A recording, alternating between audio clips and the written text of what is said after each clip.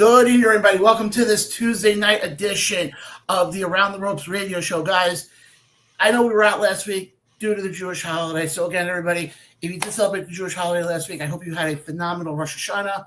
If you are fasting on Thursday, I want to just put this out there before we go any further, Ray. I've heard a lot of people in the last couple of days say, Happy Yom Kippur.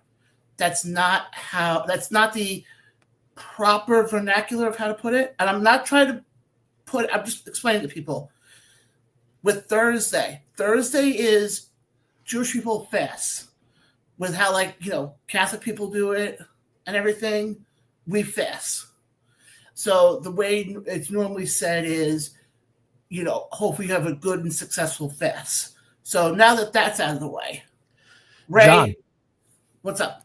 I hope you have a good and successful fast on Thursday, my friend. Thank you. Ray, how you been? What's going on? I am fantastic, John. You know why I'm fantastic? Do you see what is in my hand right now? That would be a cigar. It is a cigar. It is a rum-soaked Cuban cigar. Should we tell the fans listening as to why I am smoking a rum-soaked Cuban cigar, John? Because the Yankees are playing Boston? Well, I usually do that if they win, but there's another reason why. It's, cigars to me are very celebratory, milestone birthday, a graduation, a birth, a celebration of life.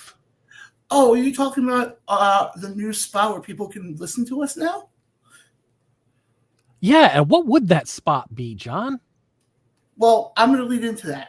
Okay. Ray, you were a part of the show in its early days. I was, yeah, absolutely. When we were just YouTube and Facebook. Yeah, and honestly, John, it's because of being part of that show in the early days and you giving myself and Kevin the opportunity to be on that show that I realized I actually like doing podcasts, whether it's about current events or whether it's about, wrestling, sports, pick a subject. And if I have knowledge on it, we're going to talk about it. I appreciate it. And over the years, we've grown quite a bit. Absolutely. You've done so much work. And that's not a weight joke. I'm saying now we're on a lot. I had to put that thing in there. I know.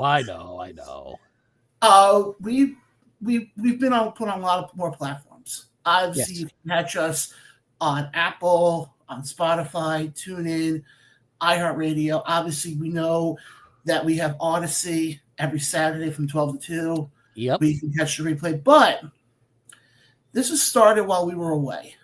Yes, it did. And this is an announcement I never thought I would make in a million freaking years. Buddy, are you going to get all choked up? Because if you're going to get all choked up, I will absolutely take over for you. No. I don't think you can handle it. Because, no. John, the praise that you deserve, the work ethic that you have put forth, the resilience that it has taken for you to get here. We're not even talking on the setbacks, on the trials, on the tribulations, on the relationships gained, the relationships lost. All of those things that you have had to go through that you yourself put on your shoulders and said, you know what? I'm pulling a Cody, man. I'm betting on myself. I know I can do this. I know the type of people that I associate with would support me in this. I know my family supports me.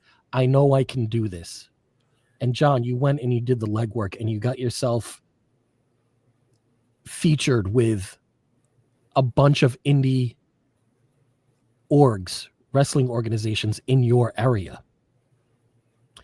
And you got to take notice, and people took notice of you. People took notice of the show. So, John, I want you, while you make this announcement, to breathe it all in. Let it resonate. Let it sit. Let it breathe. Because you deserve it, my friend. And I appreciate that a lot. And coming from you, somebody who was there in the beginning, in the early days, and who saw a lot of that behind the scenes crap in the early days. And yeah, you went through a lot. You personally went through a lot. I will not ever deny that.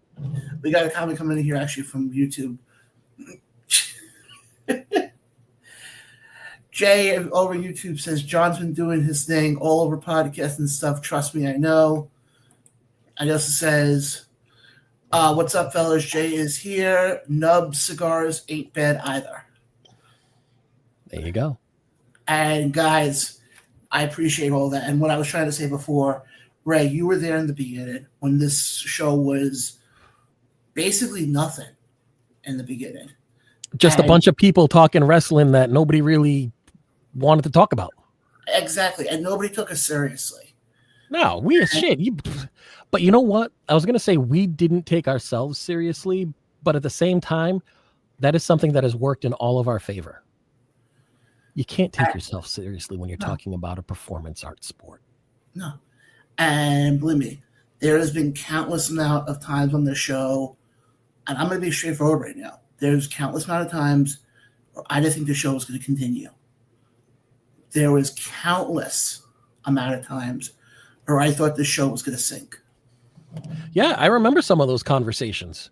Yeah. I remember some of those conversations after the real big setback, you know? Oh, yeah. And Jay says, when you guys are consistent, you get results. And he's right, but I will say he's only half right. Because you can be as consistent as you want, but if you don't have the same like-minded people in your corner and around you, it doesn't matter how consistent you are. Because if not all of the wheels on the truck are going forward at the same time, you're not going anywhere. And not only am I working with companies in the New York area, obviously a lot of them are in upstate New York, but I have companies that we work with in Maine, up in your area in Massachusetts, Connecticut. Yep. We have one in Philly, which obviously we do the Battleground War Room every Monday night, 8 p.m. Eastern. Mm-hmm. We also have a shit ton of companies in Jersey. Hell, we have Flow in Chicago. With simply the greatest commercial ever. And we also now have Florida. Florida? Wrestled Against Cancer. Oh, yeah. I know. They're in Florida, too. Yeah. And you know what? I'll hold off on that announcement a little bit. But the first announcement that we have is every Tuesday morning. I know it's a weird hour, but from 2 to 2:30 a.m., you can catch Around the Ropes on a little station called ESPN. Boom, baby! Down in Florida. What's mind-blowing to me about this, Ray? Well, hold on. Let's give everybody before we talk about how mind-blowing it is. I got this one. This one. Fans from the Around the Ropes radio show, please make sure that you tune in to AFM 104.3, Northwest Florida's ESPN radio network, to hear the Around the Ropes radio show as your hosts, Ray and John, talk about what's going on in wrestling now and what is going to come up in wrestling later. That is every Tuesday at 2 a.m. ESPN Northwest Florida 104.3 FM. I'm going to just say this right now. When people turn around and sit there and say, oh, well, where can I find you guys? And a lot of times people sit there and say, oh, you can find us. We're on Spotify. We're on Apple, iHeart, whatever. The fact that we can sit here and say, yeah, you can catch us on Odyssey, the same platform that has a little famous radio station here in New York called WFAN. We're also featured on a little radio thing called TuneIn. which again has many famous radio stations. But now that our show and ESPN are in the same breath, Big stratosphere, brother. It's incredible. It's incredible on the fact of the resilience of the show. The fact that people can turn around. The fact that I have been told, Ray, you're going to get a kick out of this one, that we are the closest thing to Busted Open. And that I'm the next crazy Dave LaGreca. I mean, yeah, you're crazy, all right. But to be compared to somebody like him. Yeah, who, listen, I know how you feel about Busted Open. And I love the fact that you want to be a part of their universe.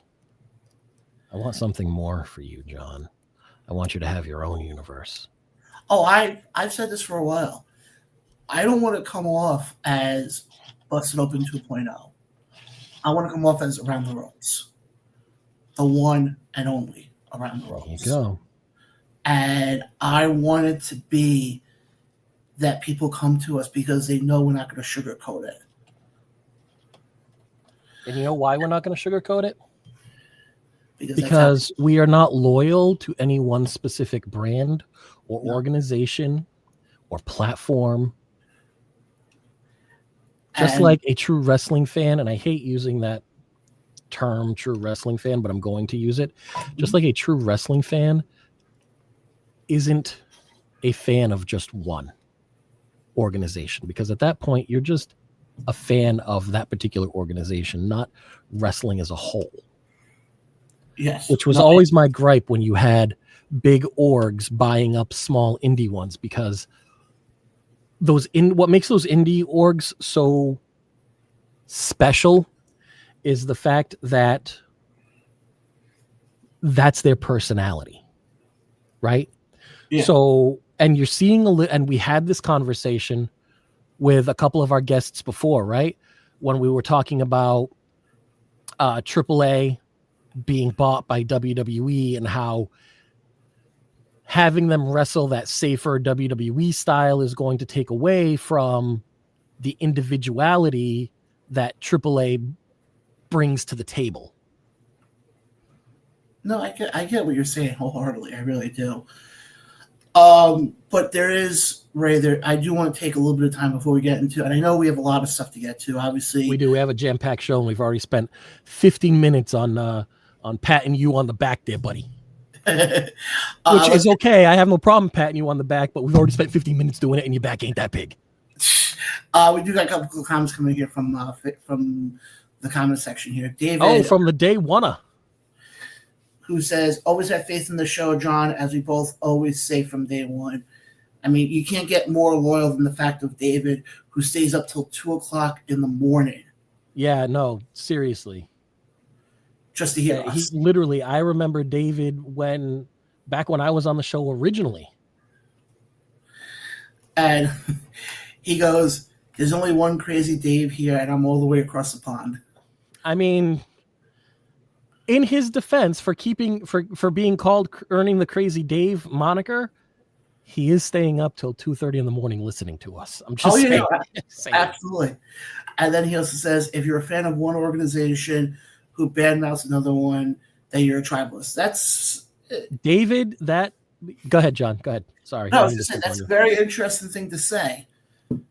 I think it's a very true thing to say. I think that it's those type of fans that are loyal to one organization only and badmouth other organizations that create the tribalism that a lot of us wrestling fans, granted we'd probably be in the vocal minority, don't like, because it starts the tribalism, and that's not what wrestling was ever about. No. I mean, you go back to the 90s when you had WWE, ECW, and WCW. Mm-hmm. You can go back to the 80s when you had WWF NWA, which was then WCW, Mid Atlantic, WCCW over in Texas, Mid South. Like all those things made wrestling better. You didn't have the tribalism back then. No, you didn't. I think what caused the tribalism now, and I hate to say it because unfortunately it's kind of been our biggest help in getting the show to where it is social media.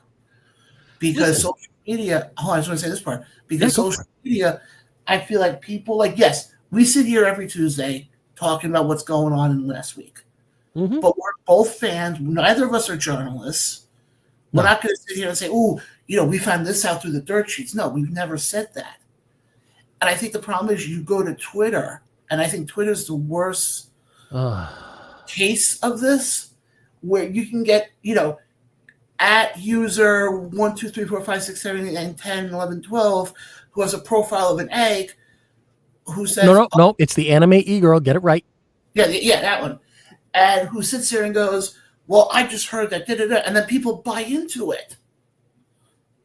Well, you're right, okay? And I do always kind of smile a little bit when I see those, because they are doing exactly the same thing that Chris Alvarez, that Uncle Dave do. You mean Brian Alvarez? What did I say, Chris? Yeah. Yeah, I meant Brian Alvarez. I'm sorry. Is that Brian's father? Where it's just like, I heard da-da-da-da-da-da. At least I feel at times SRS falls into that category, but for the most part, he legitimately tries to, without outing his sources, name his sources. You know what I'm saying? You know who else? I mean, he does also do this from time to time, but you know who else is very good if people want to follow? The guy WrestleVotes on Twitter. Oh, yeah. But with him, though, he's more of a backstage type of guy. But again, every so often, I don't mind reading that stuff. Especially especially if somebody like me, I'll read it like early in the day and be like, oh, wow, so-and-so is going to appear on Raw. I guarantee you by the time I read that to when Raw actually starts, you forgot it. I'll forget it. And then I'll be okay. I'll give you another example. You remember Ryan Peterson, the ring announcer? Yeah. Who again was part of the show for a while. Mm-hmm, there were plenty of times he would tell me, oh, heads up, this is about to happen in the show. And you know what I would do? I don't want to hear it. No. You know the old saying, in one ear, out the other? Yeah. That's essentially what I would do. I would sit there and go, okay, great. And to me, that's what I feel like wrestling fans don't do anymore. They don't do enough of. Is, if God forbid you say something bad about AEW, also you have all the AEW sickos coming after you. If you say something bad about WWE, then you get all the E-drones coming after you. None of that. Oh, well, you're on Tony Khan's payroll. Which is usually an E-drone comment, let's be honest. Exactly. Let's go back to the comments here because David's lighting them up right now. He goes, they spoil the enjoyment of wrestling for the general fans with their hatred. Yeah, and that's kind of what we're getting at here is the people who are on X, who are on it, not Instagram so much because Instagram's more photos than anything. Yeah. The only time you really get that sort of speculation from Instagram is if like Mustafa Ali goes and releases like one of those really long posts that very similar to the one that he released when he was I feel like he was released far too many times in this statement, but when he was let go. Yeah, or for example, if you get like the video like Cardona did. Yeah. Like where he did his version of Unreal. Mm-hmm. Like stuff like that. But 9 times out of 10, it's Facebook and it's Twitter. Are the two. Or you know where else I'm starting to see it a lot now? The app Threads. I don't know if you've ever heard of. Oh, the Instagram, Facebook kind of baby. That's to me, that's starting to become like, it's starting to get into like that. Well, if you're a fan of AEW, you can't be a fan of WWE. And that's what I don't understand. And I would love if you're an AEW, if you're a diehard AEW fan, to comment below and explain why you hate WWE. And vice versa. If you're a diehard fan of WWE, why you hate AEW. Yes, granted, I know sometimes this show comes off that we hate AEW, but we don't. The thing is, and I want people to understand this. When Ray or me are talking about something with AEW and we're negative about it, that's not us trying to say, oh, well, we hate that company. We don't hate the company. We just hate what the owner is doing and how much of a moron he is. In some at times. Yeah, absolutely. I mean, there is nothing wrong with constructive criticism from armchair quarterbacks. That is literally what football is every Monday and Tuesday. Exactly. David says, I always retort with the same comment. I'm neither an Edro drone nor an AEW mark. I'm a wrestling fan. Exactly. Bingo bango, Danny Rango right there. Like, I look this way. NWA is a company that I love. I have nothing but the utmost respect for them. I was actually at their show that they just did this past weekend on Long Island. They're doing like these house shows now. Mm-hmm. And I had a phenomenal time. If there's something that NWA isn't doing right, you don't think I'm going to come on here and say it? Or I'm pretty sure you will. I look at it like this, and we'll get into what's going on.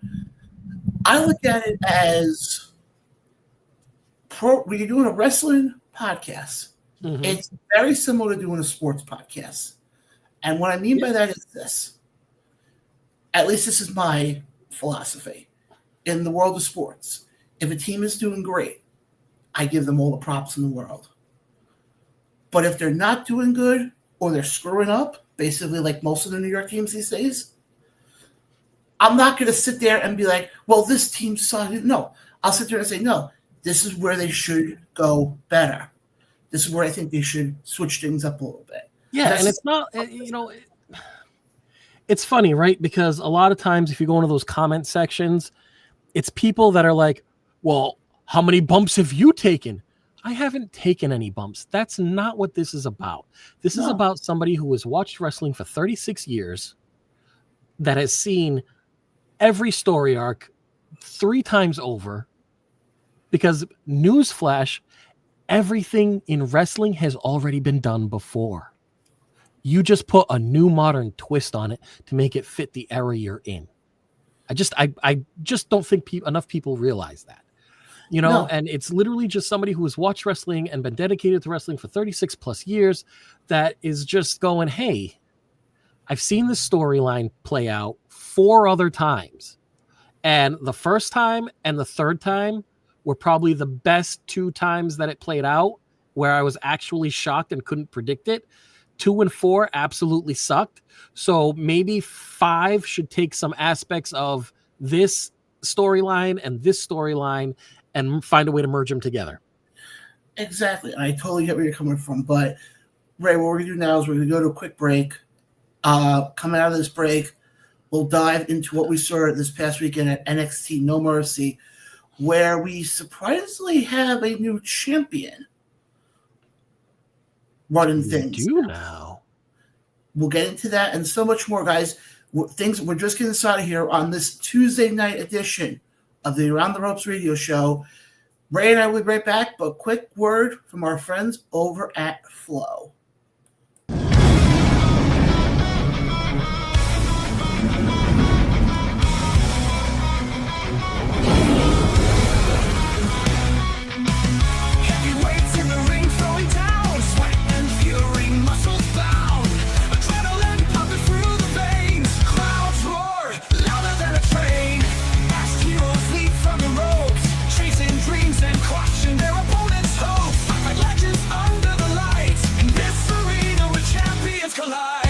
Welcome to the fantastic league.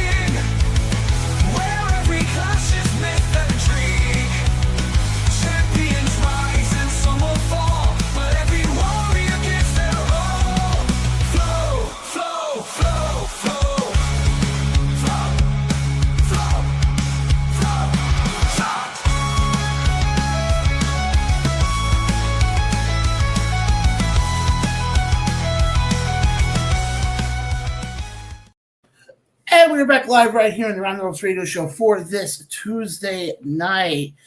Now, Ray, we do got a comment coming in here from our buddy David across the pond. So I just want to get to that before we get into. You mean Day One David? I know it's John David John. I mean, he has so many monikers. Crazy David, Day One David, theme music, John David John. But my favorite theme music as well.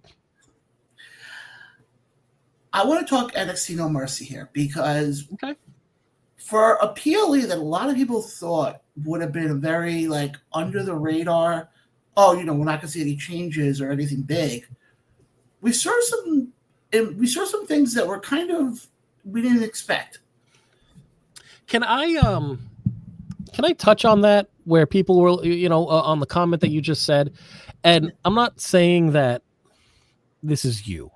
I'm not saying that you're the one that said it. So please don't think that I'm grouping you into that.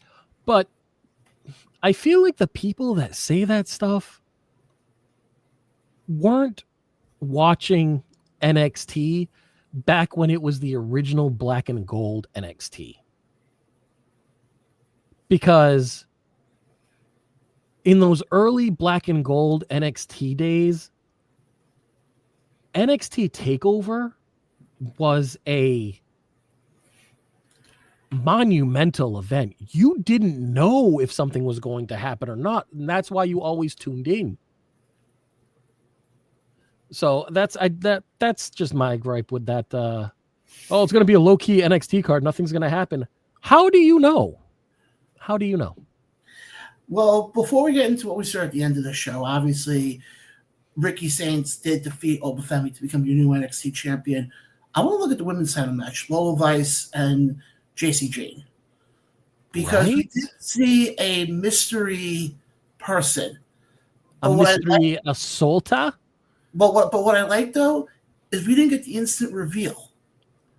No, which is great. Like I saw the clip of her coming out. She hits Lola with the running knee, right? And she's got the black pants and the black hoodie on, and the hoodie's tied crazy tight. And I was like, oh, here we go. Who's it gonna be? And then she ran off without revealing. And I was like, what? What did I just see? And that's kind of what I wanted to ask you. First of all, how long do you figure until we get the reveal, and who do you think it's going to be? I'm okay with them pushing off the reveal as long as possible, as long as they keep doing what they just did with Lola and No Mercy. Honestly, you know who I think it would be? And I would be ecstatic. Jasmine Nix. For those of you that don't know, Jasmine Nix had a whole big social media presence this past week because she, according to the story, she has left NXT because the contract that they offered her for the extension, she was not a fan of. It was very little money. When all is said and done and the taxes come out and you account for, how much ring gear costs, she was bringing home maybe $50K a year. Yeah. On this extension that they wanted to sign her to. This girl came over from Europe playing pro soccer in Iceland, making far more than that. Well, when I heard that part, my first comment was, Iceland has a soccer team? Yes, John. Iceland has a soccer. Have you never watched the World Cup? Or the Olympics? I've seen the Olympics before. Before this becomes any more of me opening my mouth and inserting my foot into it. John, you inserted your kneecap, bud. Like, the foot is like, the kneecap is right there. Just, We got some comments coming in here from the comment section. Jay thinks it's Lainey Reed. I mean, that would also make sense. I mean, she was supposed to be facing Seoul for the Speed Championship, but due to injury, heavy on the quotation fingers there, um, Jada Parker was subbed in. So yeah, it could be Laney Reed. He says the big giveaway for him is that the running knee is her finisher. While yes, you're absolutely right. That is her finisher, right? But it's not a move that only she can do. Right? Like anybody can do the running knee. Now, if they do the running knee next week and the following week and it's always the running knee, okay. You're probably absolutely 110% right, Jay, that it is Laney Reed. Day one says, my guess is it could be Shayna Baszler returning as a bodyguard. Okay, but who is she guarding? Whose body is she guarding? Is that, I guess? And the last time that we saw her, it makes sense because the last time we saw her was against Lola Vice. So I can see that happening as well. That's also a good option. Jay says, I would offer Nyx the same. What has she done that makes me want to pay her more? She wasn't getting better in the ring. Reminds me of B-Fab and DK and reminds me of B-Fab and don't know why she still works for WWE. They also had Reed and Lola backstage before the match. They had a little bit of a verbal exchange. Again, coming from Jay over in YouTube. But here's the only thing, though. I think if you look at somebody like JC Jane, who obviously a couple months ago did hold both obviously she's still the NXT Women's Champion, but also held the TNA Knockouts title for a brief amount of time. So she's good on her own. Yep. I don't think she needs to have this group, so to speak. It's difficult, right? Like, because if you think of it this way, right? Shawn Michaels is the one running NXT right now. Yeah. It took a while before Shawn Michaels, and this is multiple championship reigns, by the way. It took a while before Shawn Michaels didn't have a faction behind him, didn't have a bodyguard with him. No. You know, he always had it for the first few adolescent title reigns, IC title, World Championship title. He had some sort of backing, right? And if you go back, what does everybody say who everybody says JC Jane is the female version of? Shawn Michaels. Oh, Shawn Michaels, yeah. So I can see that parallel being being drawn, right? Where Shawn is like, okay, so we're not going to let her. She does fantastic in a group. She's always done fantastic in a group. We saw that with Mandy and Gigi. I keep wanting to call them Fatal Attraction, but they're not Fatal Attraction. Fatal Attraction is what we have now. So I can see the parallels being there, and maybe she is, always with backup or a bodyguard until she gets to the main roster. I'm just saying at this point, I mean, we've seen what she can do by herself. We saw it. I mean, I remember seeing it at the TNA show, at Slammiversary. I think she came out by herself in that match, if I remember correctly. Yeah, but I think there was a stipulation that she had to come out by herself. Yeah, and I just think, with what we're seeing with her, I mean, I know there's been a lot of speculation. People think it's Mandy Rose. Why would Mandy Rose help JC? Well, especially after the fact I heard between her and Cora Jade, they're making more money on OnlyFans. Oh, Cora, absolutely. Cora will tell you don't even have to ask her. She'll volunteer that information gladly. Yeah. Because I believe last week she commented, or not commented, sorry. She posted, LOL, making more money than your favorite. Oh no, what is it? LOL, 1 month into OF content and already richer than your favorite wrestler. Yeah. I just think you look at, I mean, if it is Laney Reed, I mean, could this set it up where Laney Reed comes in, helps JC Jane retain, and you find out later on that they have an agreement that Laney Reed gets a shot at the NXT Women's title. And I'm going to throw it out there. We've seen so many surprises. I mean, we saw it Saturday with Ricky Sainz and Obafemi. Could it possibly happen? Laney wins, and that's what shoots JC to the main roster? I don't know if you can put those two situations in the same box, because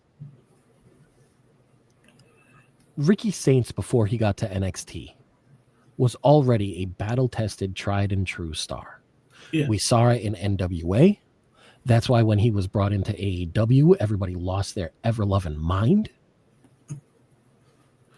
because you had Ricky Sainz on a bigger stage with more publicity. You know, and not to mention, he was brought over from NWA at Cody's request. Yeah. You know, he was brought to AEW per Cody. Cody worked with him in NWA and was like, this kid's got something. He's got it. I was saying, didn't he debut in AEW when Cody was still doing the TNT Open Challenge? Yeah, actually, I do think that. I think him and Eddie got signed to AEW because of the performance in the TNT Open Challenge. Which I still remember those days. But, I mean, I thought it was a good match. I'm glad to see that they're giving Lolo the shot to kind of stand up to JC. Mm-hmm. Am I surprised she didn't win? No. I kind of figured you run with JC as far as you can. Before we get into that, I want to get absolutely here. David says Saints deserve the title win. There are many saying it makes Obo look weak, but it doesn't look at Gunther. First off, I don't understand how losing to Ricky Sainz, again, like I said, a battle-tested, tried and true, bona fide star. I don't know how that makes losing how Obo. I don't understand how that makes Obo taking the pin and losing the title to him as weak. I don't think it does anything. I mean, one thing I've always said about, I've been praising Obafemi since the start. Oh my God, he's literally like the complete package. He has everything. He's got the look. He can talk. He can go. And not only that, I mean, if this is his swan song, and we'll get into this right now quickly. Well, his NXT swan song. His NXT swan song. And they wait till after the TNA Invasion thing to be done before they call him up. I would not be against Oba and Gunther. Later on down the line of his main roster run. Yeah. Because this is I wouldn't either. I think that'd be a hell of a match. I think if we're going to debut, if this is Oba's swan song and he's getting called up to the main roster, I think the best way to do it is to have him debut at War Games as the 5th member of whatever team, and then just have him lay waste. Well, Jay has an interesting comment. He goes, it means they are big. There are bigger plans for Oba with the loss. He's already been down in NXT. He's been down there for 3 years already? 3 years. It doesn't even seem like it, because in those 3 years, he's basically been on top. I mean, I remember he won, if I remember correctly, he won the contract for the Breakout Star, if I remember correctly. And he won, because he won the North American title first. Mm-hmm. And everybody was like, wow, this guy has it. He has the look. And I remember but again, it's same thing with Gunther. This is what I'm saying. I think these two guys have such parallel careers, because if we look at Gunther and his time at WWE, I think at least 80% of his time in WWE, He's had a title on him? Well, I mean, he had the NXT UK title, which, by the way, best looking modern title ever, still to this day. It's not even being used, and I still wish that it was around, because that's how you make a modern title look. Anyway, that rant is over. Yeah, but he had that title for what? Almost over 800 days total. Yeah, and then he had the IC title. And then he had the IC title for over a year. And then you look at, he had the World Heavyweight title for how long? Almost a year. Yeah. And look at Oba. In the 3 years he's been with the company, I think for maybe that first year, he's had a title on him. Mm-hmm. So, I mean, he is a guy, I'm going to tell you right now, when he does get called up to the main roster, he's going right to the top. He's not going to be debuting and all of a sudden it's going to be, we're going to put him up against so-and-so for the, you're bringing him up, him up for a title. Well, that's why I'm saying to bring him up, the best way to do it would be because I think we can pretty much agree that War Games this year is probably going to be the Vision versus Team Punk. Yeah. Okay. So the Vision needs to find, 2 more people? Well, I think one of them is going to be Brock. Okay, so 1 more person. And Punk needs to find, 3? Actually, no, Punk needs to find, it's just Punk. Yeah, so he's got to find a whole team. He's got to find a whole team. I think that's exactly how you do it. I think that is exactly how you do it. You have him debut at War Games on Punk's team, and you just have him lay waste to the Vision. And then I see Jay's comment, and I'm going to touch on that within this explanation here, because there's no guarantee that we're going to see Brock after War Games, if he's even in War Games, right? But how great would it be to have the showdown, the face-off at War Games between Brock and Oba? Well, and you have Oba go over on Brock. Well, he doesn't have to pin Brock, but just beat just go toe-to-toe with Brock. Kind of like what Brock did with Keith Lee in the Pandemic Rumble. Well, to answer your question, as of now, yes, we don't know if he is scheduled for War Games. According to what I have heard, the next time we are set to see Brock is the Rumble and WrestleMania. Those are the next 2 times we are set to see him. Could we see him at War Games? I mean, you want to talk about a sight to be seen, Brock Lesnar in the middle of a cage like that? In the middle of a double cage? Yeah, and on the other side of that cage, I got it. Can you just imagine the crowd chanting, this is awesome, with the stare down of Brock and Oba? To me, it would make perfect sense. It would, because what you can do, the way you have this, I've already just worked it out in my head for the way you have this stare down, right?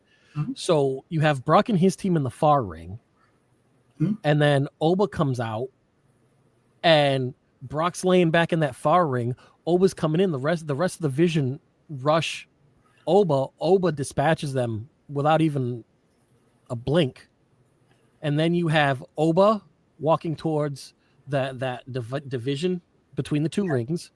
Brock's in his ring, Oba's in his ring, and they are just face to face. Yeah, but you know what else? I was just thinking about it. What else that could lead to if you go based off that? Oba and Braun Breaker.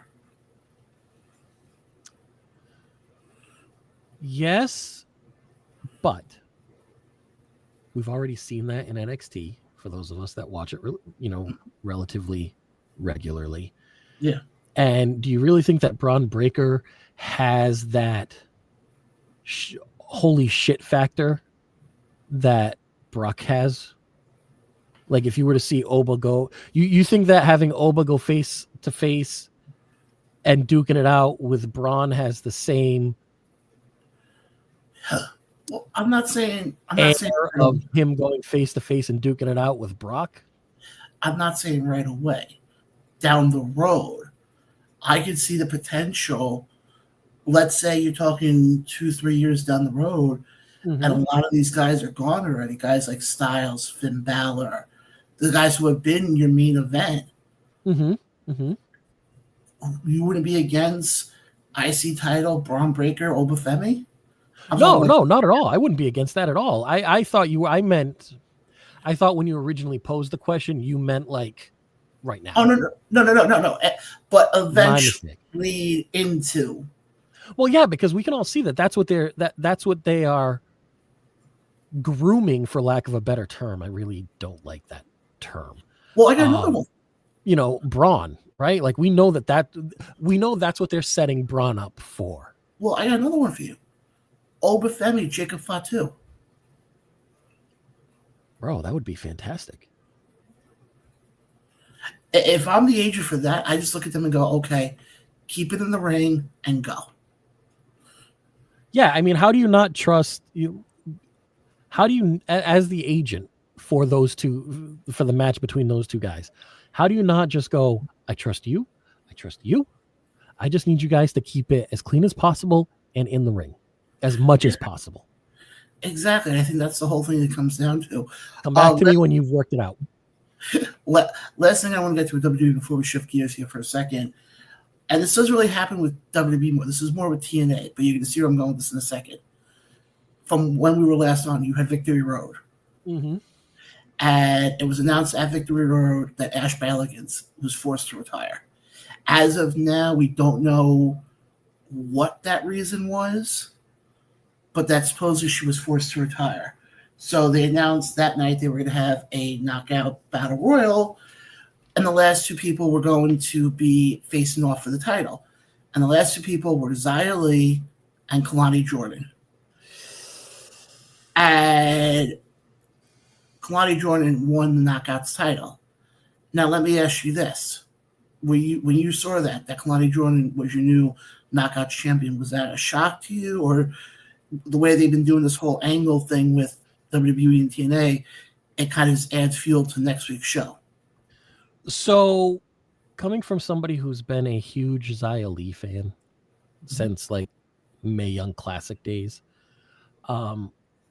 it was a shock to me because as much as I like Kalani Jordan and I think she has a huge potential, a huge amount of potential, I honestly would have liked to have seen Xia Li, formerly known as Xia Li, as the champion. Yeah, exactly. And it's definitely interesting. Okay, here's an interesting thing. I want to go briefly into TNA because obviously we found out while we were away that next week's NXT is going to originally be called Invasion. That was the original name for it. However, there was reports coming out a couple days ago that people in Israel were not a fan of that name. Now, I would like to explain why. Not to get too much into politics here, but there's a reason behind it. Okay. 2 years ago, Hamas attacked Israel on one of the worst days ever, killed a lot of people. The people within the Israeli government, including Benjamin Netanyahu, felt to call the name Invasion when it's the 2-year anniversary is kind of, they could have chosen better words. Like case in point, what is it? The Elimination Chamber is what you will call it. The Elimination Chamber in Germany is not called the Elimination Chamber. I don't know if you knew that. The No Escape something. I think it's called like No Escape or something. And that's because of okay, we can understand that because that makes sense. Yeah. So because that's literally what they were called. So what they're calling it now is they're calling it Showdown. And we found out, so we found out that it's going to be 2 typical Survivor Series matches of Team WWE versus Team TNA. As of now, we know that the captains, and this is why I'm bringing this up, for the women's team is JC Jane. For the men's team, for the men's team, it's Ricky Saints. But here's where it gets interesting. Hey, that makes sense. You have your men and women's champions being your team captains. That okay. Santino comes out and announced that Mike Santana is his captain. They're not going with the champion. Who is the champion for? Why am I drawing him? Trick Williams. Oh, that's right. But here's where it gets interesting. For the women... Well, that's because... okay, so how are you... That's why they're not doing it for the TNA, because your men's title is held by a WWE guy. Okay, but the reason why I'm bringing that up, for the TNA women's team, it's Kalani Jordan. Okay, Kalani Jordan is a face. Mike Santana is a face. Trick Williams is not a face. But my thing is this, though. You're going to go with Kalani Jordan, but you're not going to go with Trick because of... You see what I'm saying? Right, but again, Kalani's a face and Trick is not. Yeah, no, that I get what you're saying. As of now, I'm just going through Twitter here, seeing if we can at least get the names of who is on the teams. And as of now, we don't have that. No, the members have yet to be announced, with the exception But of as soon as we find out if we're still on the air, we'll definitely let you guys know. But why don't we do this? Because we got a lot more to get to, including the PWI 500 list came out. And there's a few names on there. And we're going to go over the top 10, but there's also quite a few names on there that I kind of found interesting. So what we're going to do now is we're going to take a short break. Again, we're going to go to everybody's favorite theme song. Actually, you know what? No, we're not going to do the theme song. Okay.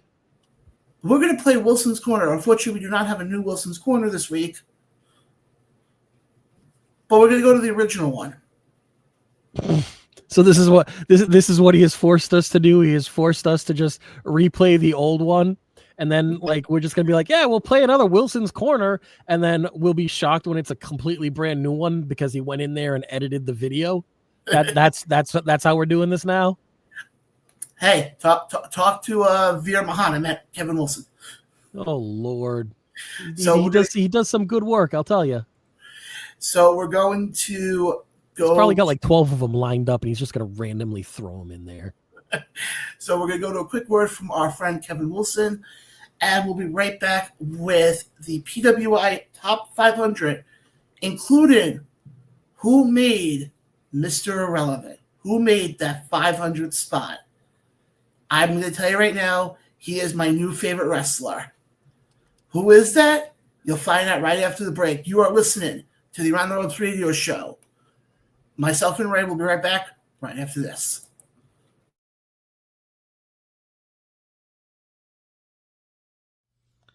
Hello, welcome to Wilson's Corner with me, Kevin Wilson. Remember me? Hi. Okay, so all this streaming stuff that's going on right now with WWE, Netflix in January, Peacock's still a thing, and now the partnership with ESPN to go and broadcast all of the WWE PLEs or pay-per-views in my mind because I'm old. It's gotten to a very ridiculous point. I'm kind of getting sick of this streaming stuff in general because it's just all costing way too much, and especially for wrestling fans nowadays. When's enough going to be enough? When are we finally going to stand up and go, yep, nope, I'm done, see you later, I'm going to go back to the Pirate Bay or, something else, I don't know. But do you remember when they broadcast the WWE Network for the first time, when they put that out there? It was $10 a month, $9.99 a month. They kept peddling it every chance they got. JBL saying for $9.99 a month, Michael Cole saying for $9.99 a month. Jerry Lawler saying that everybody went and said for $9.99 a month, you can go and have the WWE Network. You can have every single pay-per-view, every single bit of content. And it stayed at that $10 a month. It was great. I loved it. Yeah, they got bought by Peacock, and the network migrated over there. And it was, I haven't really had any issues with Peacock at all since they've migrated over. It's been good. It cost me, now it's going to be $17 a month for the ad-free version. But at $10, $11 now for the ad-supported, it's really not bad to be on Peacock. But now in the latest bit with ESPN's direct-to-consumer app, where it's totally 100% free if you sign up with your cable provider. However, there's a few that don't have it right now. If you have DirecTV, if you have Xfinity, if you have Hulu, Live TV, congratulations, you get the ESPN direct-to-consumer app for free. It's completely covered because you're good with your cable provider. Me, on the other hand, I got YouTube TV. I'm kind of SOL. Take it from me. YouTube TV for cable, so I can, realistically, it's to watch football. That's about it. But that's $83 a month. And on top of that, if you go and take Netflix, they got 3 different price tiers. You got the $8 ad supported, then you got an $18 and a $25. I personally have the $25, but let's say I'm going to knock it down to the $18. So that's $18 a month, on top of the $83 a month. Then you got Peacock, which for me, let's knock that one down. That's now $11 a month.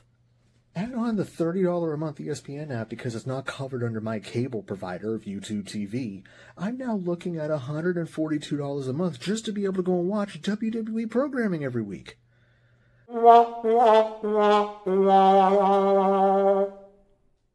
Between Netflix, Monday Night Raw on Mondays, between NXT PLEs on Peacock, all the content that is currently still on Peacock of older shows and older promotions and older everything. And now I've got to go and add a completely new app to be able to go and watch a WWE PLE. Like, it's getting ridiculous at this point. I just needed to go and get that off of my chest about this whole streaming situation. It's just patently ridiculous that I gotta now pay almost $150 a month just to be able to watch pro wrestling. It almost sounds like, hey, remember when cable was about $150 a month and then it was the occasional $35 pay-per-view? That sounds like a dream. I'll be back next week with another riveting edition of Wilson's Corner with me, Kevin Wilson. And remember, folks, just like musician Brent Smith once said, this isn't goodbye, it's just see you next time. And we are back live right here on the Around the Ropes radio show. Yes, guys, that is our friend, Mr. Wilson. Hopefully we get a new one soon. So I have a question. Yes. Every time we play that and he ends it with the, remember, see you next time. Does that mean like, see you next time from the next time you see this video, or see you next time when I substitute this video for a new one without anybody knowing? I'm not the right person to ask that question. Oh, okay. You have to talk to Wilson and his people. Listen, I have tried to talk to Wilson, but his people are like, they are peopling extra hard. I'm just saying that. Well, before we get back into the PWI, because I know that's going to become a interesting discussion here. It is. Well, I mean, we can make it an interesting discussion or not, because in all my years of wrestling, I've never really followed the PWI, because for me, it's not. For me, the PWI top 100, 500, top decade team, that's like the Hall of Fame to me for WWE, right? Like they say that it was voted on, but in actuality, it's a vote of one. Not only that, the people who vote on it, none of them have ever stepped foot in the ring. Right, but listen, John, neither have we. That's what I'm saying. We have what we're saying here. We have the same level of opinion. Oh yeah. If you're speaking to the yeah, I 100%. I agree with that. But yeah. before we get into that, I thought you were trying to poke at them, being like, well, they never stepped foot in a ring, and that's why I was like, well, neither have we, John. Oh, I get what you're saying. But before we get into that, Yeah, I have announcement numero dos. Dose. Wait, do I need another cigar? No. Oh, okay. You might need a scotch after this. Oh Lord, that doesn't sound. If you remember, a couple weeks ago, we had on a gentleman by the name of Jack Patterson. Of who? Jack Patterson. Jack Patterson. Yes, we did. Yes, he runs Wrestling Against Cancer down in Florida. Yeah, fantastic guy. And he does his show Wrestling Against Cancer. It's the 11th one that they're doing in April of next year. Yes. Well, the graphic came out, and might I say, whoever made the graphic did a phenomenal job. I have no idea who made the graphic. I'm just saying they did a phenomenal job. Okay. I'm over here waiting for the announcement, John. I was trying to see how long it would take you to realize what I was saying. I understand what you were saying with your devilish hoblet little grin. Guys, April 26th, Around the Ropes radio show goes on the road. Not to Jersey, not to Philly. Not to Boston. To a little city called Panama City, Florida, because Panama City, Florida. Around the Ropes will be live in Panama City, Florida for Wrestling Against Cancer. As not only is Around the Ropes doing the official kickoff show.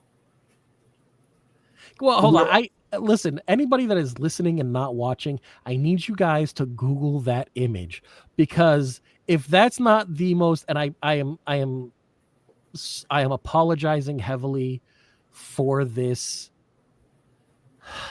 for this comment, but if that is not the biggest Guido picture of John Blaine ever, like, he should literally be walking little Guido from ECW out to the ring.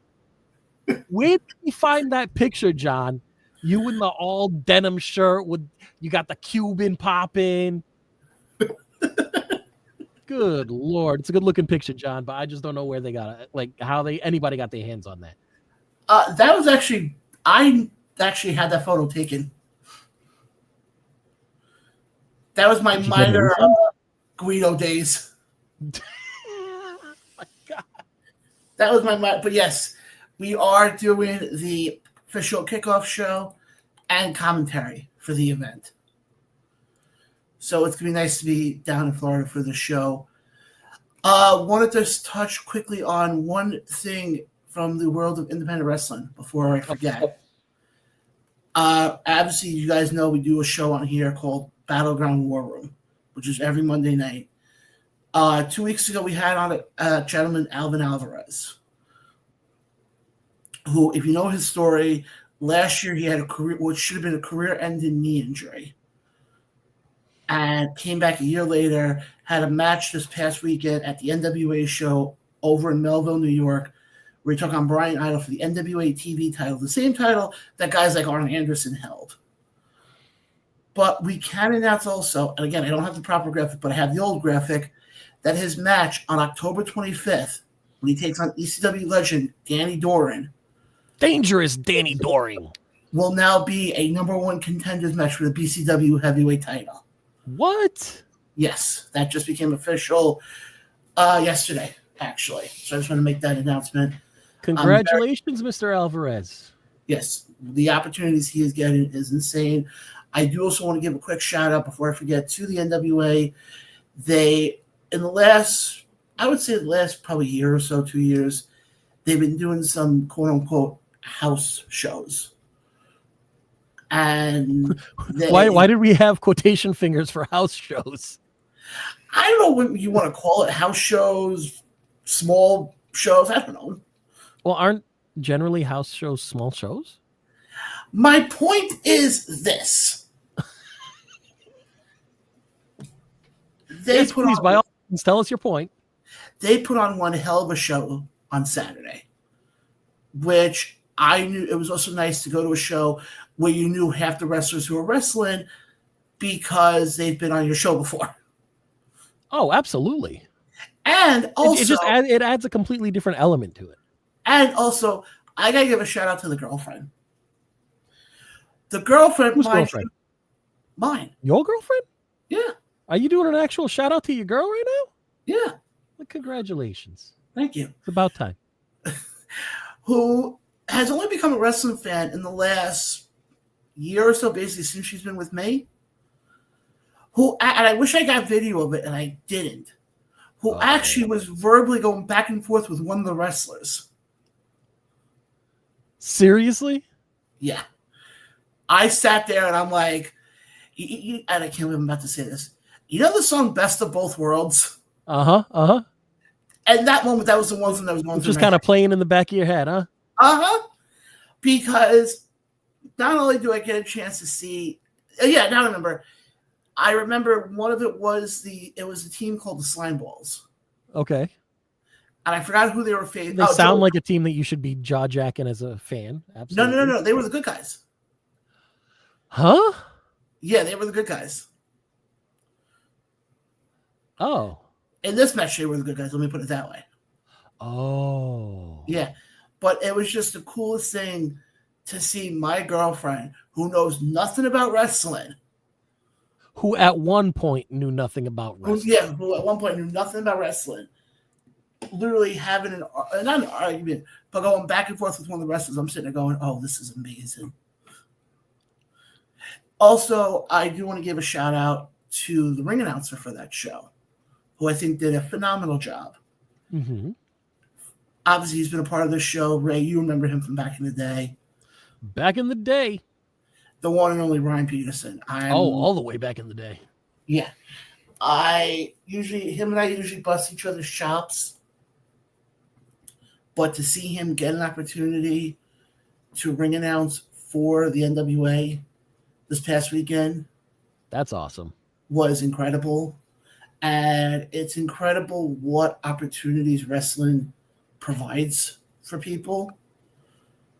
Because to see that, I know October 25th, Around the Ropes will be live in Philly at the 2300 Arena doing the pre-show for Battleground. Graphics should be coming out soon for that. And, I mean, it's just crazy. All these opportunities that we get in pro wrestling. Mm-hmm. So I just want to make a mention of that as well. And guys, also mention Battleground. Go back to, if you missed my interview last night with the real boss, Christian Ross, go back and listen to it. It was a very telling interview with a guy who's about to go into the ring with arguably, I think, one of the greatest deathmatch wrestlers of all time, Nick freaking Gage. Nick effing Gage. But while we took care of all that, Ray, why don't we get into the PWI Top 500? PWI Top 500. Well, we're going to just hit on the top 10 of the top 500 for 2025. And we want to run from 10 to 1? Yeah, well, I do want to make one mention. If you get a chance to go through the list, and obviously I hope wrestling fans definitely go through the list because, it's an accomplishment to get put in there. And a lot of those guys, especially once you get into like the 100s, late 100s, 200s, and so on and so forth, a lot of those guys have been on this show. Yeah. So that's kind of a cool thing. And number 500 is now my newest favorite wrestler. Okay, well, so I said we're going to start from the bottom. So, yeah. John, who is number 500 out of the 2025? The Serial. His ring name is Serial Man. I'm sorry, come again? Serial Man. And how is cereal spelt? Cereal. So like breakfast soup. Mm-hmm, exactly. Okay. So the breakfast soup guy. He comes out, and I'm not kidding you. There was one match I saw of him where he came out looking like Tony the Tiger from Frosted Flakes. No. Like I said, he is my new favorite wrestler. I'm going to have to check out this dude on YouTube because that just... If he comes out as freaking Snap, Crackle, and Pop, that's it. He's on my list. Well, he would have made the list. What if I were to tell you I got his email address? I don't want to talk about it right now, John. I don't want to talk about it right now. Okay. Yeah, let's get into the top 10. That was the one. All right. So, starting from number 10 all the way to number 1, we are going to announce them. We're going to give you our thoughts on them. However, we will touch on some notable surprises. Yes.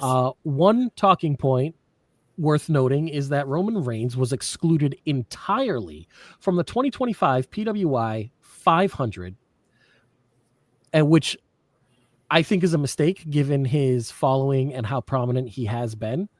The reason that PWI gave was that he didn't meet the match activity requirement, meaning he had fewer than 10 singles matches in the evaluation period. Yeah. Now, I don't particularly agree with that. I've never really agreed with this is why I don't agree with it at all. The match activity requirement, I mean,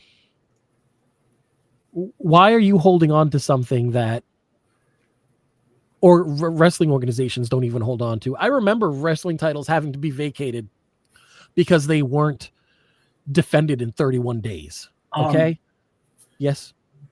I just got to put a pin in that for 1 second. Next week, they just announced another match that we're going to be getting. I just want to make this before this thought leaves my head. We need a siren. Every time you're going to interrupt me for something like this or something that is developing, we need a siren sound effect. Give me a second here. I thought I had one in here. Hold on. Work on the fly here. Folks, give me a second. There we go.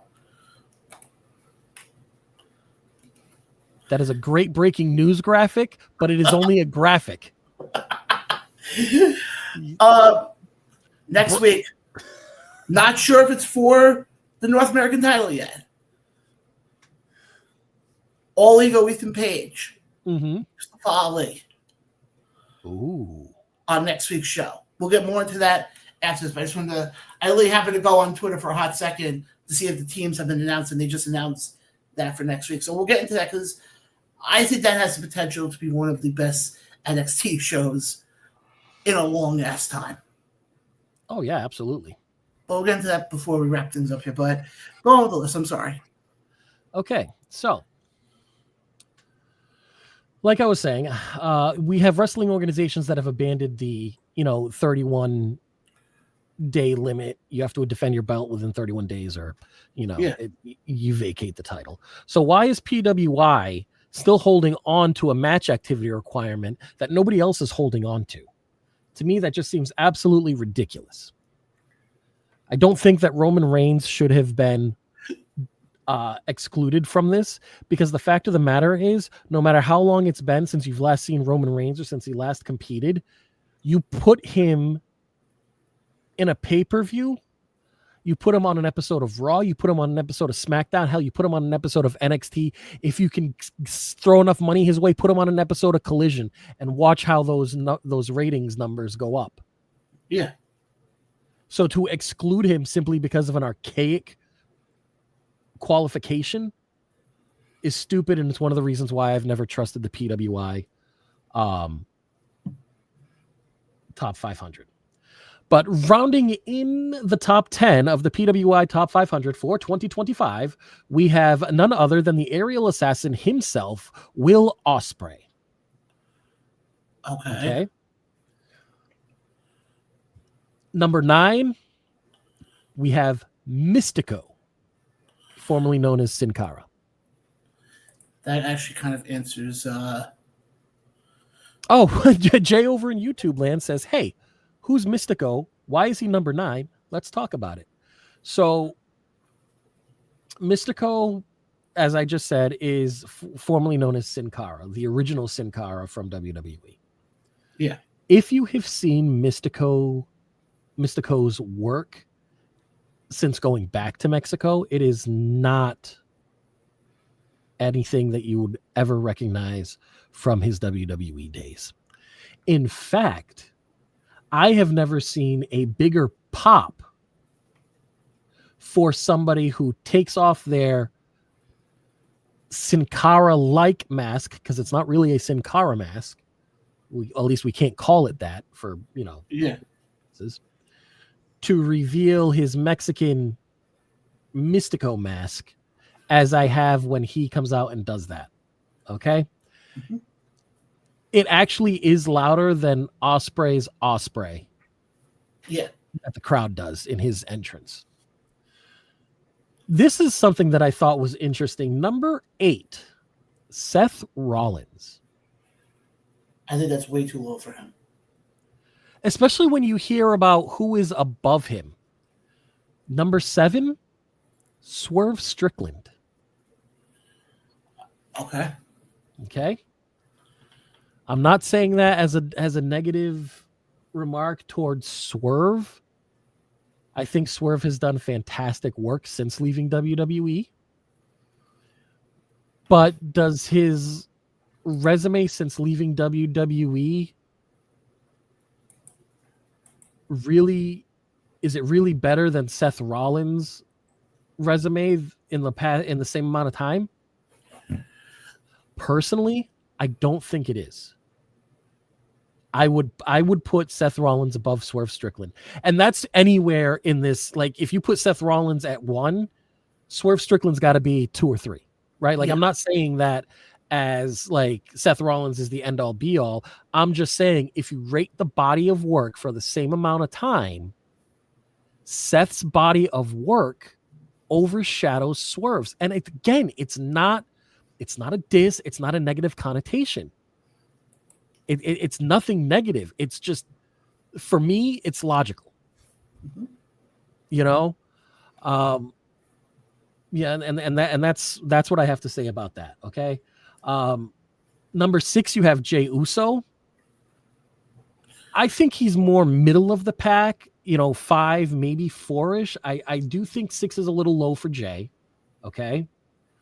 Hiroki Goto at 5. I think that is very high. I think you could have switched Goto very high and Seth. Huh? I think you could have switched Goto and Seth. Oh, absolutely could have switched. You could have switched Goto and Strickland. Yeah. And because there are a couple others that up here that you can switch Seth with, right? Number 4 is Hangman Adam Page. I don't know. That's a tough one. That is a tough one. I would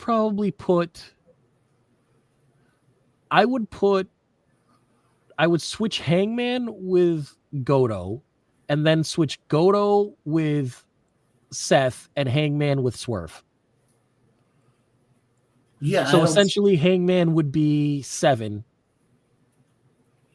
And and Goto would be 8. Seth would be 4. And Strickland would be 5. It's funny. Jay is really keeping our YouTube page going right now. He goes, he would have Page at 6. I mean, even at 6 is respectable. I'm not sure that I would drop Jay all the way down to 10. I only see that for one reason. Okay. I can see where he's saying that, because if you look at a lot of these guys who are in the top 10, mm-hmm. they're holding titles, or they held the title for a long period of time. You look at Seth. Seth is currently World Heavyweight Champion. Hangman, yes, he did win the title from Moxley at All Out, but look at what the year he's had. Mm-hmm. Jay, I feel like for the most part, except for the 2 months that he held that World Heavyweight title, yes, he's incredibly over. Don't get me wrong. I'm not taking that away from him. But it sounds like you're gonna. But is he worth being in the top 10 if you're basing the whole thing off of titles?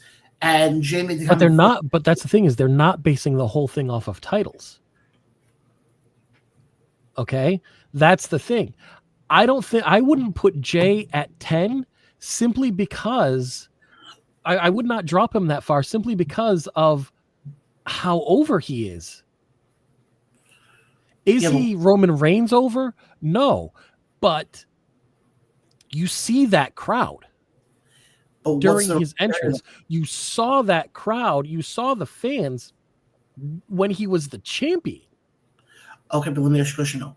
What's the criteria? The criteria, I don't think. Well, then that's something you have to talk to PWI about, because the only thing that they let you know what part of the criteria is that stupid archaic match activity requirement. You know what's funny? I could see that. Absolutely. Replace Hiroki Goto with Bandito. Absolutely. Not only is he having his best year thus far, but let's talk about the fact, the severity of the injury that he came back from.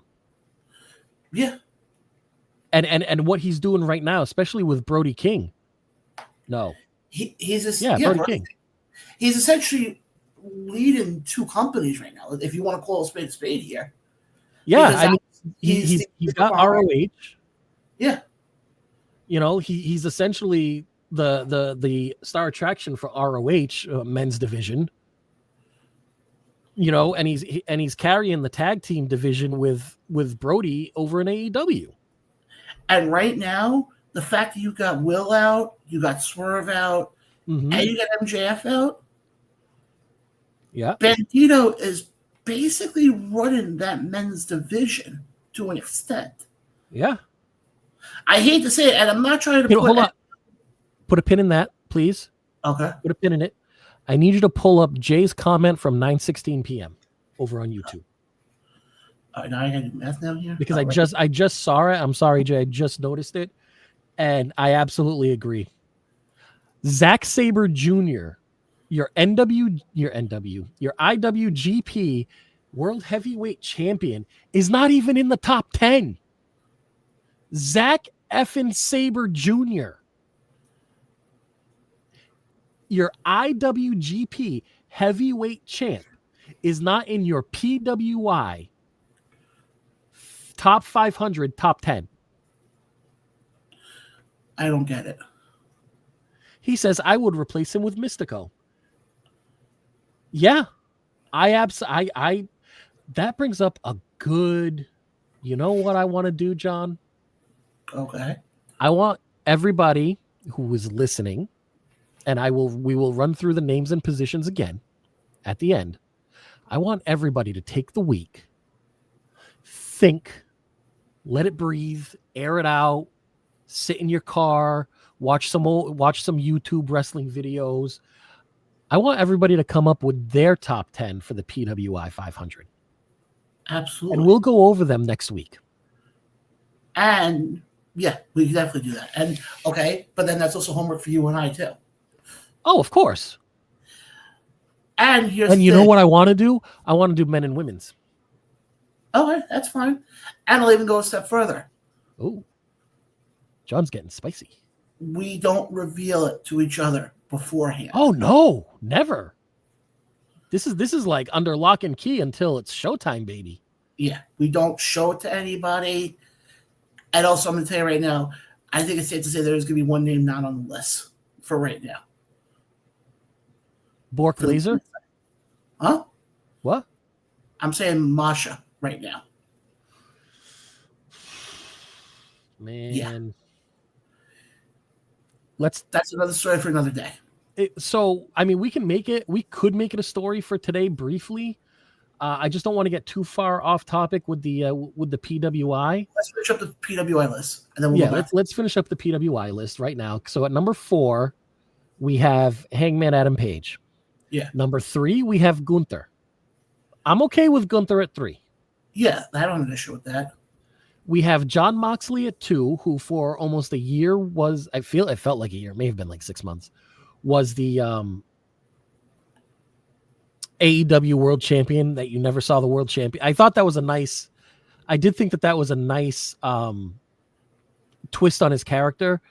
He became the champion and you never saw the title. No. I personally, I liked that. It was something different. It was something fresh, which is something that we don't always, it's tough. We talked about this earlier. It is tough to get something new and fresh in wrestling because it's all been done before. Yeah, but it's like trying to come up with a brand new finisher that nobody's ever seen, right? Which is why when P.D. Williams invented the Canadian Destroyer, everybody was like, "Oh my god!" But did it really get over though? Because I feel like towards the end, there was more cheers of anything when he lost.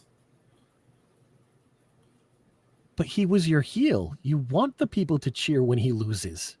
No. But what I'm saying is, and I remember on the show, with pay-per-views for AEW, because AEW was still called pay-per-views, not like WWE with PLEs.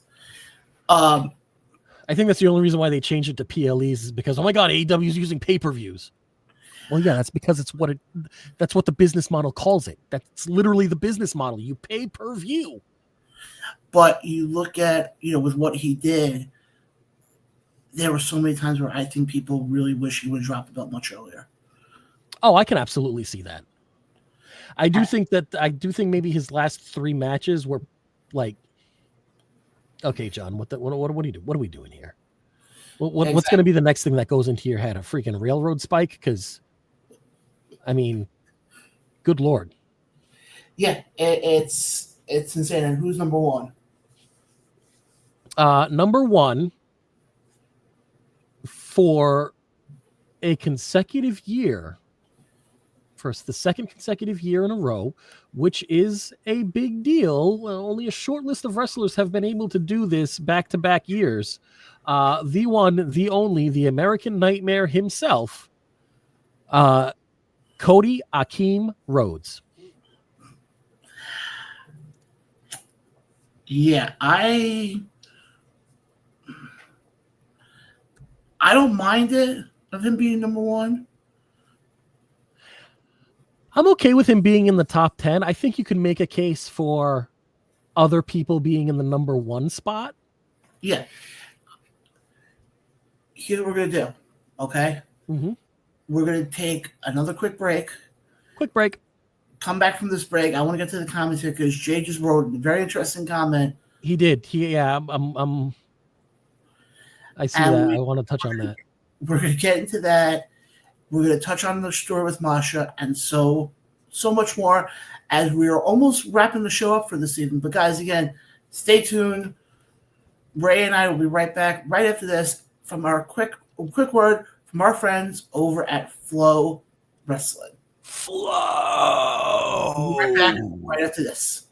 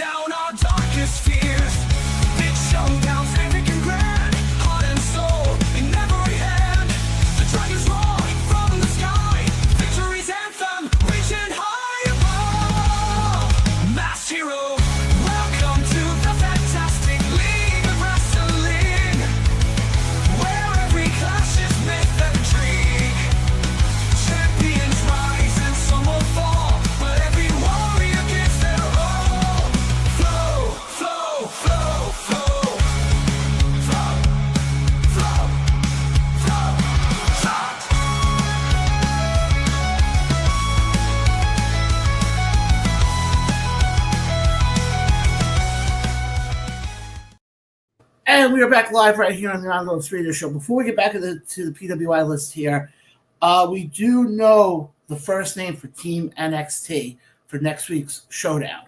Go for it. Baby Randy Orton, Miles Bourne. Ooh. Who had a match tonight with Josh Briggs. And Josh Briggs was distracted by TNA superstar, always ready, Matt Cardona. Okay. Who, by the way, just want to make a mention of this as well.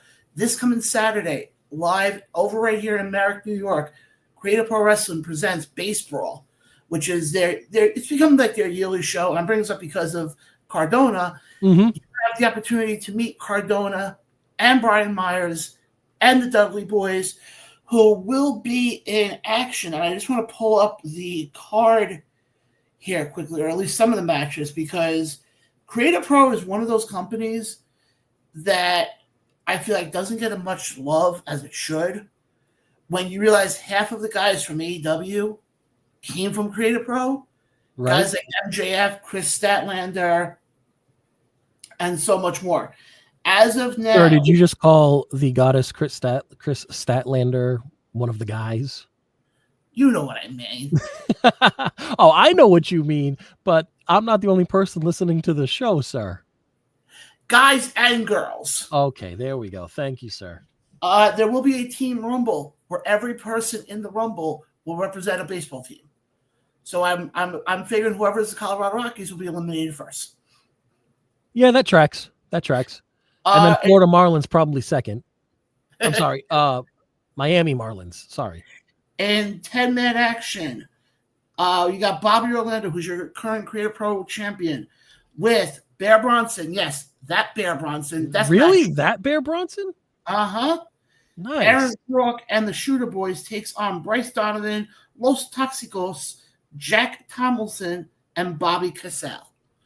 Also in action, TJ Crawford, your new Cap TV champion, takes on Nick Robles.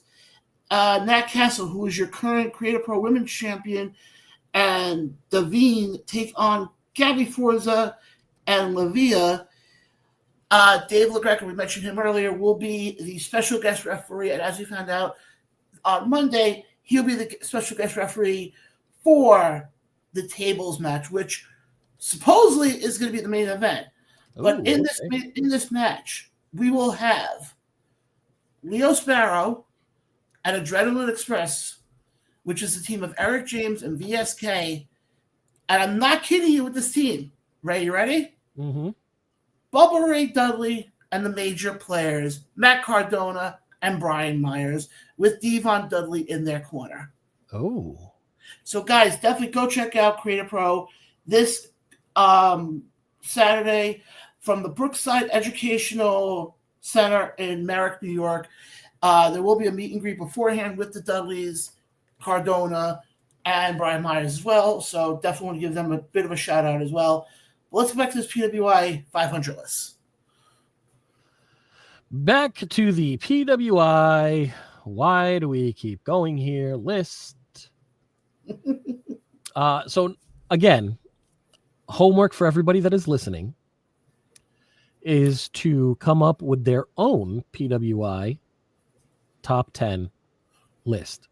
PWI top 500, top 10 list. Sorry. Again, rounding out number 10, the aerial assassin himself, Will Ospreay.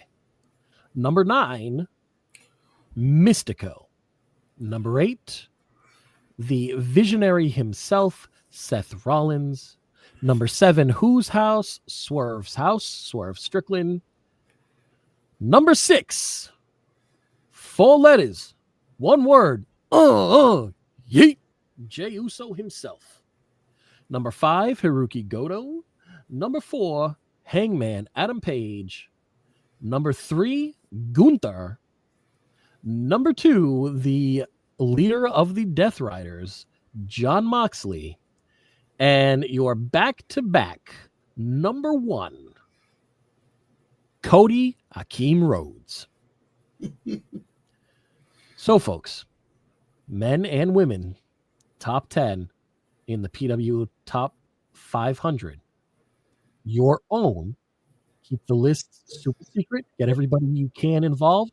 I'm gonna text my my wrestling group chat and be like, guys, I need you to put together your top 10 men and women's, and we're gonna go over them in the show next week. And yes, John, that does include homework for both of us. Now, with that being said, let's touch on one more thing in regards to the PWI Top 10, Top 500. And Jay sent that comment from YouTube. He said, can we talk about the fact that there are no women ever in the top 10? I would absolutely love to talk about that. Why are there no women in the top 10? He then goes on to say, Mercedes Moné has 9 belts. She comes out dancing with all of these belts, but not in your top 10, doing her best work that she has done in the past year. Again, Jay, you're not wrong. Why are there no women in the top 10? Why do the women not have their own top 10? Why? And even if they don't have their own top 10, show me a male wrestler out there right now that's holding more than 9 belts and is as over as Moné is. None. So why doesn't she at least get 10? But you're going to put, again, no disrespect to either of these two gentlemen. You're not going to put her on, but you're going to put Mystico and Haruki Goto. You make a valid point. I'm just saying. Again, I know what it sounds like, and I do not mean for it to sound like I am shitting on Mystico or a Goto. I'm not. Okay, it's simply just illustrating my point. Well, I'll even go a step further. I have an issue with the fact that I don't remember where he is on the list, but somehow Jelly Roll made the list. Now, so here's the thing. I don't know where on the list he is either, but here's the thing. If there is a celebrity section of the list, I absolutely 100% think that he should be in the celebrity section of that list. The amount of work that he put in, and okay, so he was a little iffy at spots in the match, but he's not a wrestler. He's a wrestling fan that got to live out his dream, our dream. And he was in a match with Randy freaking Orton at one of the big 4 pay-per-views. Like, come on. And also, might also mention, it was also in a little area called New Jersey. So it wasn't like Sheboygan or like, some no-name area. No, he probably would have been happier if it were in Sheboygan instead of the armpit of America. But I don't think it will. New Jersey is the only state that I drive through with my windows up and the AC cranked because of the smell. I usually drive that way no matter what. Oh, and by the way, as a New Yorker, it kills me to say this. Uh-huh. Congratulations on your team getting the win tonight. Thank you, sir. I didn't want to say anything because I knew that today started out as a very good day making the announcement for ESPN.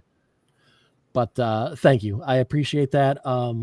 That's probably going to be the only win in the series that we get, simply because we've clinched a playoff. We've clinched a wild card spot, so it really makes no sense to run everybody ragged.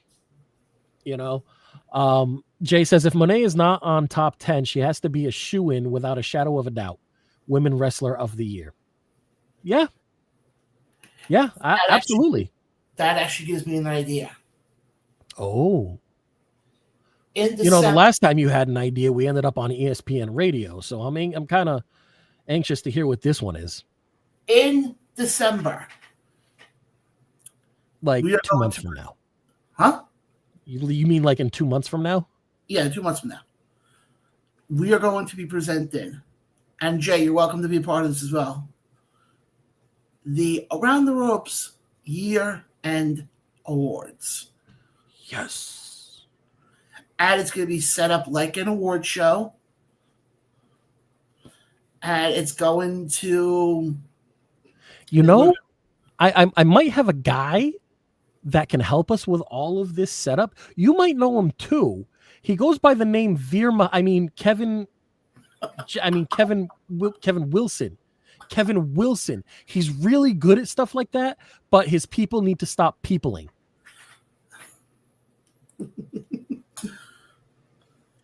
Jay, I think I like that. I think we should all wear our tuxes for the award show. I'm going to be happy if I can find... Oh, yeah, I can actually find one beforehand. Canadian tuxedos all the way around, brother. Yes, well, and you know what else? If Mr.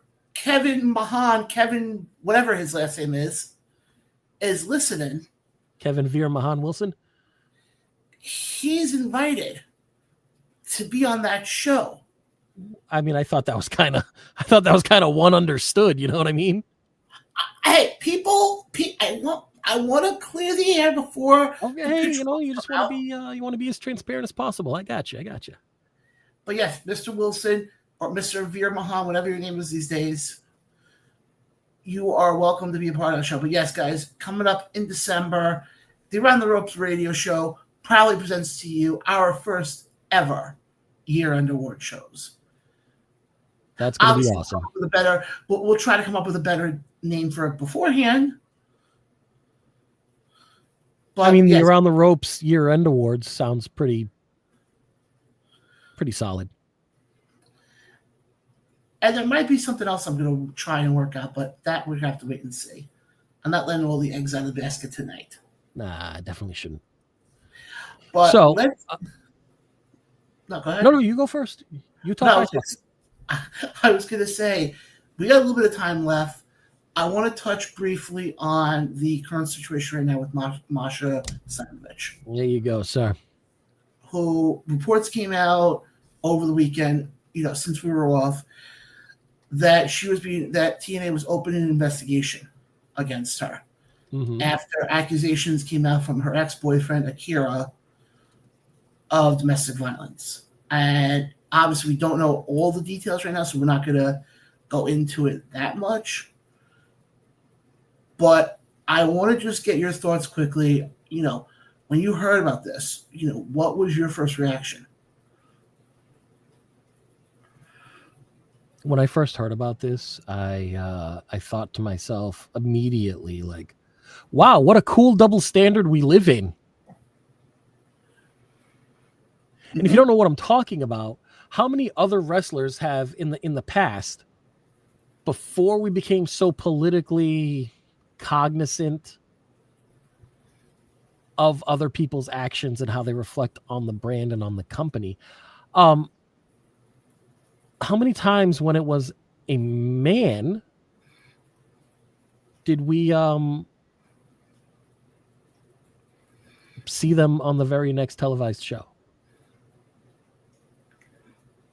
Yeah.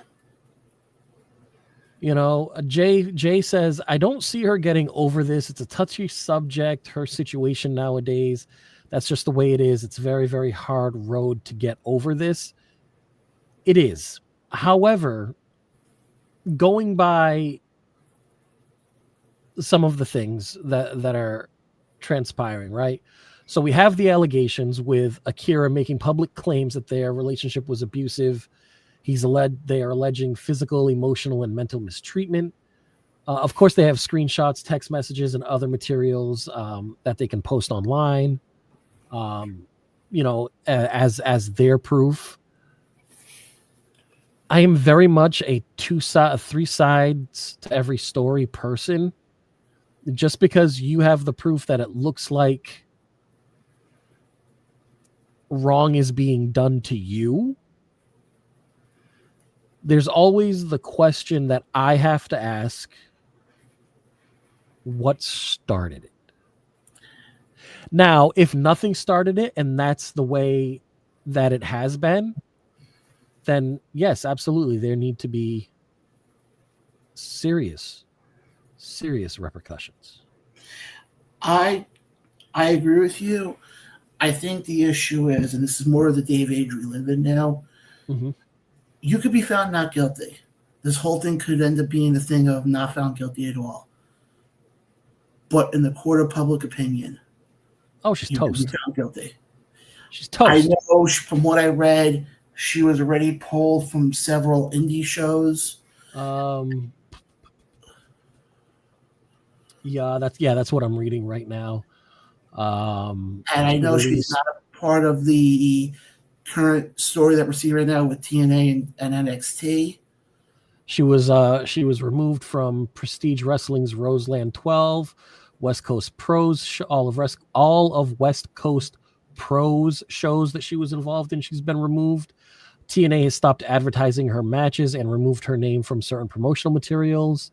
The Victory Road event that happened this past Saturday featured the vacated Knockouts title. Her TNA contract reportedly is nearing expiration anyway, and some reports suggest that she was not planned to win the match that she was booked for, and that she was going to be excluded from certain storylines anyway. And this controversy just further, confirms that. Jay says, look at Shannon Sharp. We don't know how that started, but leaked text messages came out, and now he doesn't have a job at ESPN. Masha's situation is just very tough to get over, in my opinion. You're not wrong. It like John said, in the court of public opinion, she's already guilty. Yeah, and and it's sad to say, because I think it is sad to say, because for me, when I hear things like this happening, whether it's male to female, male to male, female to female, male to female, male to female, female to male, male to male, female to female,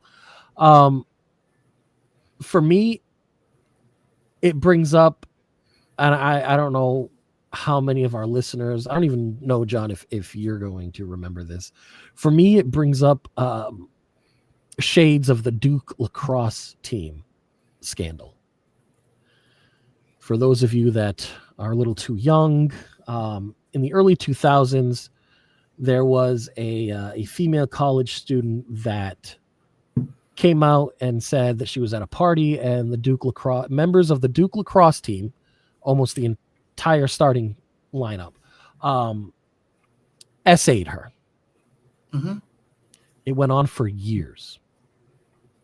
These Duke boys had everything taken away from them: scholarships, their livelihoods. They were branded in the court of public opinion. You know what ultimately happened? After being pressed long enough by the attorney, it came out she made it up. It never happened. Yeah. So ever since that, when in these instances come out, I always wait. I never try to jump on the bandwagon.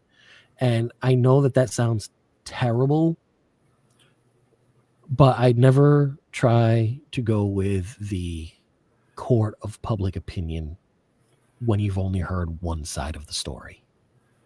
Yeah, no, I totally get what you're saying. Couple of things I just want to get to before we wrap things up for tonight. Obviously, next week we will be doing a watch along for the NXT TNA Showdown show, where we will have 2 Survivor Series traditional matches. Mm-hmm. It was also announced Dark State takes on the Hardys in a winner takes all match. So I don't know now if that's going to change things up for Bound for Glory, because we know Bound for Glory is next week. Mm-hmm. And it was ready announced that the Hardys will be taking on Team 3D for the TNA title. So if they do win the NXT titles, I don't know if that becomes part of it as well. We got that coming up next week. Obviously, we mentioned before I'll just repeat the 2 news stuff again. Jay already said he has his top 10 list ready for next week, with his opinions behind it. Yeah. Awesome, Jay. Cannot wait. We also got, like I said, in case you are watching the show right now and you did not hear when we made the announcements originally, next April we will be debuting down in Florida at the Wrestling Against Cancer show, as the Around the Ropes Radio show. We'll be doing not only the kickoff podcast, but also we'll be doing the whatchamacallit, commentary as well. And you can also now catch Around the Ropes radio show on ESPN Northwest Florida 104.3 FM from 2 to 2:30 a.m. every Tuesday morning. So you definitely want to catch that. Again, guys, you can always catch us. We are on Spotify, Apple iTunes, or Apple Music. I don't know why I just said Apple iTunes there. I just outdated myself. Because we're on Apple or iTunes, tuned in, Odyssey. You name it. Whatever, you name it, we're there. Ray, great show tonight.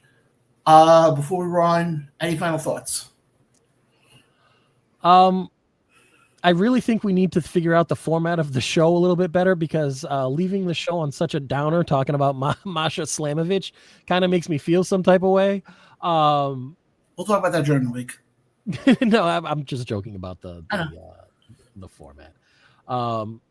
No, I just think that I think that this NXT TNA showdown has the potential to be a hell of a show. And I'm excited to see what everybody puts down for their top 10s. Absolutely, guys. That is your homework assignment for this week. Myself and Ray will be doing that as well. Guys, quick final thoughts from me. If you are fasting on Thursday for the holiday, I hope it's a successful one. And I hope it's easy, because I always know that's the tough part. Because I always know when it comes to Yom Kippur, that's 9 times out of 10 when you notice the most food ads. Oh, it's purposely done.